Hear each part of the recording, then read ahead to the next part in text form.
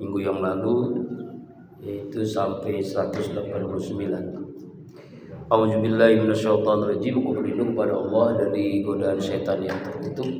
Bismillahirrahmanirrahim. Dengan menyebut nama Allah yang Maha Pengasih lagi Maha Penyayang. Wa qatilu, dan perangilah fisabilillah, di jalan Allah, alladzina yuqatilunakum, yaitu orang-orang yang memerangi kalian. Wala ta'tadu, janganlah kalian melampaui batas. Innallaha la yuhibbul muqtadin, sungguhnya Allah tidak menyukai orang-orang yang melampaui batas. Apa maksudnya ayat ini? Ini ayat pertama tentang perintah berperang di Madinah, ya, karena ayat ini turun di kota Madinah atau Madaniyah.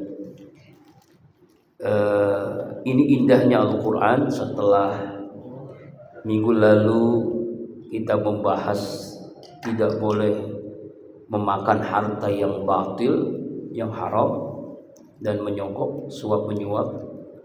Kemudian kita tentang masalah bulan.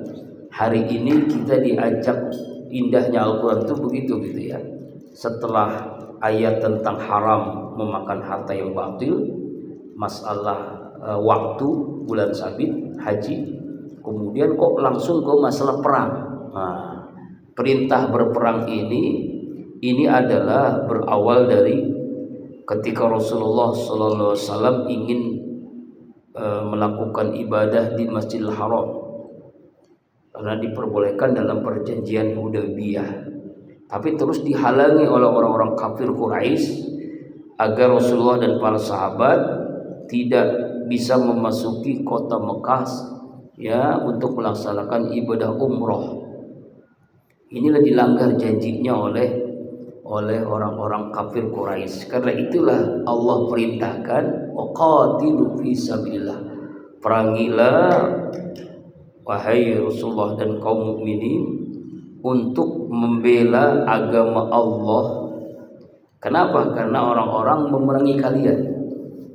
Jadi fisabilillah, jadi perang itu di jalan Allah. Perang itu tidak boleh dalam rangka untuk harta, untuk jabatan, untuk yang lain-lainnya. Jadi perang dalam Islam itu adalah pembelaan diri, membela agama. Seperti sekarang terjadi ya di saudara-saudara kita di Gaza, di Palestina, itu boleh itu. Ya, ketika dulu negara kita diperangi oleh orang-orang Belanda, Portugis, Jepang, nah itu boleh. Jadi perang itu dalam rangka membela diri dan menjaga kehormatan, apalagi di jalan Allah, ya, karena hubul watan minal iman, cinta kepada tanah air itu bagian daripada iman. Membela diri, kehormatan agama, ya, karena orang-orang kafir itu berbuat zalim. Tidak boleh umat Islam untuk melaksanakan ibadah di Masjidil Haram, umroh haji oleh orang Quraisy waktu itu. Maka Allah perintahkan kepada Rasulullah dan para sahabat untuk memerangi alladzina yuqatilunakum, yang mereka memerangi kamu, karena tidak bolehnya itu. Dalam tafsir Ibnu Katsir dijelaskan, yaitu dalam ayat ini adalah ayat yang pertama kali diturunkan mengenai peperangan di kota Madinah. Ketika ayat ini turun, Rasulullah memerangi orang yang memeranginya, dan beliau menahan diri dari siapa saja yang tidak memeranginya, hingga turunlah surah Al-Bara'ah, surah At-Taubah. Demikian juga dikatakan oleh Abdurrahman bin Zaid bin Aslam, sampai dia mengatakan bahwa ayat ini telah dihapus, dinasah dengan firman Allah surat At-Taubah, bunuhlah orang-orang musyrikin yang kamu jumpai mereka. Pandangan ini memiliki semangat, ya, untuk menghasut musuh-musuh yang punya tekad untuk menghancurkan Islam, sebagaimana mereka memerangi kita. Jadi perang dalam Islam itu adalah bagian dari pembelaan diri. Jadi intinya agama Islam itu agama damai. Jadi bukan karena kita yang menyerang, tapi karena diserang maka kita harus menyerang. Jadi tidak boleh diam, harus melawan kezoliman yang dilakukan orang-orang kafir. Tetapi di sini wala ta'tadu, janganlah kalian melampaui batas. Jangan melampaui batas ini artinya ada orang-orang yang tidak boleh diperangi. Jadi ada adab perang, adab jihad. Misalkan anak-anak, wanita, orang-orang yang sedang ibadah, ya, para pendeta yang di gereja atau orang-orang sedang melaksanakan ibadah itu tidak boleh diperangi. Ya, atau melampaui batas itu ketika seorang sudah menyerah. Nah, itu jadi innallaha la yuhibbul mu'tadin. Sungguhnya Allah membenci orang-orang yang melampaui batas, tidak menyukai orang yang melampaui batas. Kemudian ayat yang selanjutnya ayat 191, waqtuluhum haitsu saqibtumuhum, bunuhlah mereka dimanapun kalian menemui mereka. Kenapa? Karena mereka itu memang melakukan seperti itu. Ya, umat Islam dibunuh ya ketika waktu itu orang-orang yang beriman kepada Allah dan para Rasulnya dibunuh, dizolimi, disakiti. Wa akhrijuhum, dan usirlah mereka min haitsu akhrajukum, dari mana mereka telah mengusir kamu. Karena mereka mengusir, maka kita harus mengusir juga, ya, yaitu ketika Rasulullah dan para sahabat melaksanakan ibadah di Masjidil Haram diusir oleh orang kafir Quraisy. Maka ketika kita menemui mereka juga diperintahkan untuk mengusir mereka, orang-orang kafir Quraisy. Jadi begini, ada kafir zimmi, ada kafir harbi. Kafir zimmi itu kafir yang bertetangga, yang dia tidak mengusik keberagamaan kita. Nah, kita harus juga tidak mengusik mereka. Tapi kalau kafir harbi, orang kafir yang menzolim kepada umat Islam, maka harus dilawan, jangan berdiam diri, harus membela diri. Wal fitnatu asyaddu minal qatl, fitnah itu lebih kejam daripada pembunuhan. Nah, harus diingat, fitnah yang dimaksud di sini bukan fitnah bohong, bukan. Fitnah yang dimaksud adalah seluruh rangkaian orang-orang menganiaya atau penyiksaan kepada orang muslimin. Jadi fitnah itu lebih kejam dari pembunuhan, artinya mereka itu, orang-orang kafir itu menyiksa orang-orang Islam dengan nggak langsung dibunuh gitu, nggak langsung mati. Jadi harus nah makanya lebih kejam dari pembunuhan.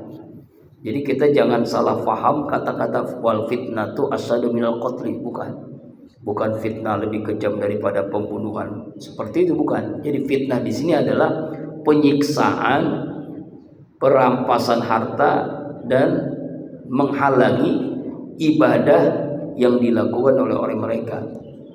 Ya, jadi mengganggu kebebasan beragama itu fitnah. Makanya dalam Al-Quran kata-kata fitnah itu jangan diartikan dengan bahasa Indonesia. Kalau kita menganggap fitnah itu adalah bohong gitu ya. Jadi bukan. Di dalam ayat lain juga ada fitnah itu tentang masalah musibah.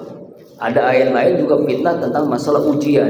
Kalau di ayat ini fitnah di sini adalah penyiksaan terus-menerus, pengusiran, menyakiti, merampas harta, menghalangi orang untuk beribadah. Ya, makanya saya tuliskan di makalah yang dikirimkan ke grup dia.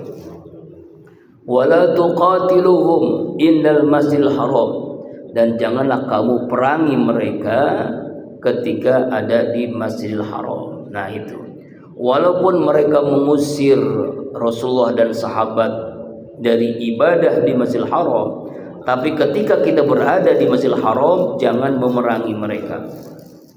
Jangan memerangi orang-orang kafir yang ada di Masjidil Haram. Kenapa? Karena Masjidil Haram itu adalah tanah haram, tanah suci. Hatta yuqatilukum fihi. Kecuali mereka memerangi kita. Ya itu. Kecuali mereka memerangi, nah itu membalas, membela diri itu beda. Tapi jangan sampai ada orang kafir waktu itu ya di zaman Nabi ya, di Masjidil Haram diperangi, jangan. Ya, kecuali mereka memerangi. Ini namanya etika akhlak dalam berperang. Walaupun mereka mengusir, memerangi, tapi ketika ada di Masjidil Haram jangan melakukan itu. Fa in qataluukum faqtuluhum. Jika mereka memerangi kamu, maka perangilah mereka. Nah, itu kan. Jika mereka memerangi, maka boleh kita membalas. Sebagai bagian daripada mereka ini adalah sebagai penyelamatan diri, karena mereka memerangi maka kita harus membalaskan. Ya, jangan sampai membiarkan agama Allah ini diinjak-injak oleh orang-orang kafir karena mereka melakukan di tempat suci, di Masjidil Haram itu, di tanah haram itu, ya mereka memerangi. Ya, maka sebagai bagian daripada membela diri, menjaga kehormatan agama. Jadi begini, dalam Islam itu ada 5 hal yang disebut dengan maqasidus syariah harus dijaga. Pertama, hifzuddin, menjaga agama. Yang kedua, hifzun nafs, menjaga diri. Yang ketiga, hifzul mal, menjaga harta. Yang keempat, menjaga keluarga. Nah itu ya, ada 5 satu lagi. Nah, itu ada 5 hal yang harus dijaga. Jangan sampai kita diinjak-injak oleh orang kafir. Nah, ini makanya fa in qataluukum faqtuluhum. Jika mereka memerangi kamu, maka perangilah mereka. Kadzalika jazaa'ul kafirin, demikianlah itu balasan bagi orang-orang kafir. Ya, kafir harbi yang memerangi maka harus dibalas. Jangan sampai berdiam diri ketika ada kezaliman di depan mata kita. Nah, ini yang terjadi sekarang kan. Tanggal 10 Mei ada gerakan untuk apa tuh? Seluruh dunia ya. Ya, karena di Gaza, di Palestina ini kezaliman sudah semakin menjadi-jadi. Genosid itu terus berjalan sampai hari ini. Bukan hanya umat Islam yang anak-anak, orang yang di rumah sakit, ya, perempuan, wanita pun diperangi juga. Ini kejahatan yang luar biasa. Ya, bagaimana caranya bagi kita? Nah, ini pertanyaannya. Caranya bagi kita minimal paling kecilnya mendoakan. Jadi rasa-rasanya kalau kita berdoa tidak mendoakan saudara-saudara kita di Gaza, di Palestina itu, mungkin kita termasuk orang yang berkhianat gitu ya, tidak menyayangi sama muslim. Padahal innamal mu'minuna ikhwatun. Itu paling kecil dan paling minimnya. Kalau ya ada kemampuan finansial, ya kita finansial. Kalau tidak ada kemampuan, kita boikot misalkan, kita ikut aksi. Itu juga bagian daripada kepedulian kita terhadap saudara kita yang diperangi. Nah, ayat ini waktu itu di zaman Rasulullah SAW, ketika Rasulullah sedang mau melaksanakan ibadah di Masjidil Haram, orang-orang kafir Quraisy mengusir, membunuh, menyiksa orang-orang Islam. Ya, kalau itu terjadi, maka Allah perintahkan bunuh mereka, usir mereka. Ya, kenapa? Karena mereka telah melakukannya. Fa in qataluukum faqtuluhum.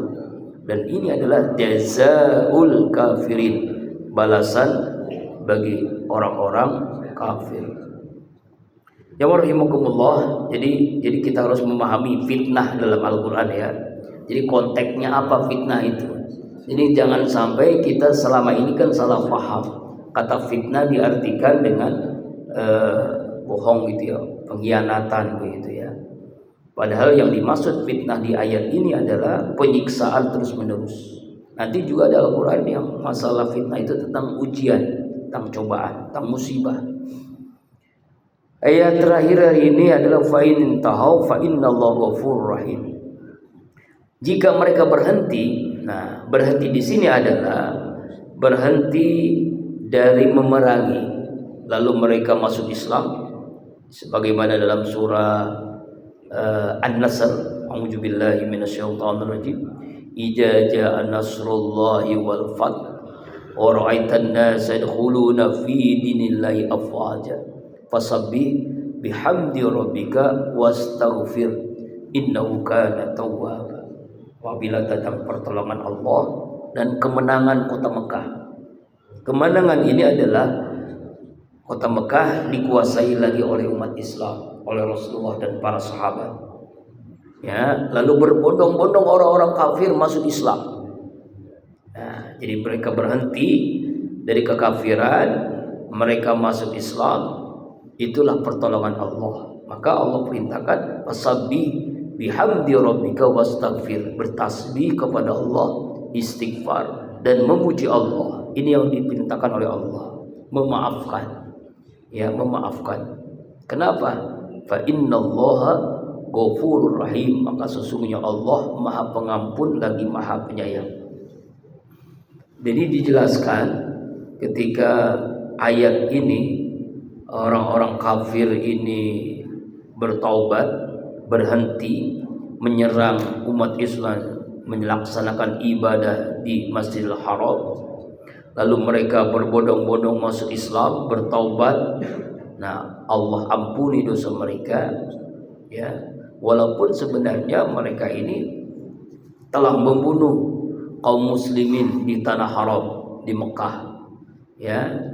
Jadi kalau mereka benar-benar bertaubat, mereka benar-benar masuk Islam, mereka berhenti untuk memerangi umat Islam, maka kita pun harus berhenti, harus memaafkan. Kenapa? Karena fa innallaha ghafurur rahim.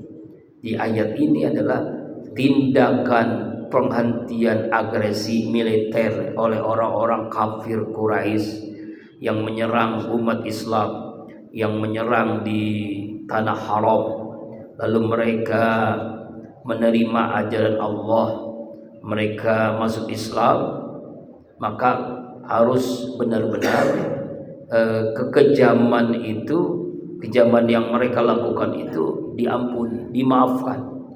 Kenapa? Karena Allah itu Maha Pengampun. Allah Maha Pengampun, jangan sampai tindakan balas dendam. Jadi tidak ada dalam Islam itu balas dendam. Yang ada adalah memaafkan. Kenapa? Karena sifat Allah itu Ghafurur Rahim. Nah, kita ini ada nama-nama Allah disebut dengan Asmaul Husna, nama-nama Allah yang terbaik, yaitu 99 nama. Kita diperintahkan Allah untuk berdoa dengan Asmaul Husna. Begitu pula kita diperintahkan untuk meneladani, ya, sifat-sifat Allah, meneladaninya. Ramadan yang kita telah lalui kemarin itu adalah bagian daripada meneladani sifat Allah. Misalnya selama puasa kita tidak makan, tidak minum, ya kan? Nah, ini kita juga begitu, menahan. Nah, itu bagian daripada meneladani sifat Allah, tidak makan, tidak minum, meneladani walaupun tidak full, meneladani sifat Allah, memaafkan, meneladani sifat Allah, ya, memaafkan, meneladani sifat Allah. Jadi kalau ada orang yang tidak memaafkan padahal Allah Maha Pengampun, berarti dia sombong. Apa yang kita ambil ibrah, pelajaran dari surah Al-Baqarah 190 sampai 192. Yang pertama 190, perintah untuk memerangi orang-orang yang memerangi umat Islam atau disebut kafir harbi di jalan Allah itu ada syaratnya, tidak boleh melampaui batas. Umat Islam tidak boleh berdiam diri, harus membela diri, ya, ketika diperangi agama, ketika diperangi diri, Ya, ini juga mengingatkan untuk berperang. Dalam Islam itu perang boleh, tapi jalan terakhir dalam membela diri. Jadi bukan balas dendam. Dan ketika berperang tidak boleh melampaui batas, tidak boleh berlebih-lebihan. Anak kecil, perempuan, wanita, orang-orang yang sedang ibadah tidak boleh diperangi. Itulah bagaimana kita lihat ketika mujahid-mujahid di Palestina atau mujahid-mujahid waktu itu di Afghanistan, itu luar biasa akhlaknya dalam berperang. Yang kedua, kita bisa ambil isi daripada surah Al-Baqarah ayat 190 sampai 192. Ini adalah perintah untuk memerangi orang kafir yang menentang ajaran Islam. Waqtuluhum haitsu saqiftumuh. Perintah ini jelas. Kenapa? Karena ada orang yang benar-benar menentang ajaran Islam, maka boleh diperangi. Juga ayat ini menekankan perlunya menjaga diri dari fitnah. Jadi jangan sampai kita pemahaman fitnah di sini adalah kekacauan atau penyiksaan yang bertubi-tubi atau mengganggu orang beragama, itu juga fitnah. Jadi bukan fitnah di sini bohong, ya bukan. Jadi fitnah yang dimaksud asyaddu minal qatli adalah